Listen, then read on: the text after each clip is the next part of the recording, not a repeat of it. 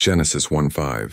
At tinawag ng Diyos ang liwanag na araw, at ang kadiliman ay tinawag niyang gabi. At nagkaroon ng gabi at nagkaroon ng umaga ang unang araw. 7 insights from this verse. 1. The foundation of time. Ang talata ay nagpapakita ng unang paglikha ng Diyos ng araw at gabi na nagtatag ng natural na siklo ng panahon. 2. Pagkakaisa ng araw at gabi.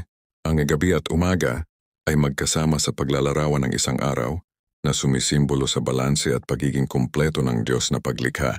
13. Pagiging maganda ng paglikha. Ang paglikha ng gabi at umaga ay tinatawag na mabuti ng Diyos na nagpapakita ng kanyang kasiyahan sa kanyang gawa. Pagiging sistematiko ng Diyos. Ang paggamit ng nagkaroon ng gabi at nagkaroon ng umaga ay nagpapahiwatig ng sistematiko at maayos na paraan ng Diyos sa paglikha sa pagiging kumpleto ng paglikha.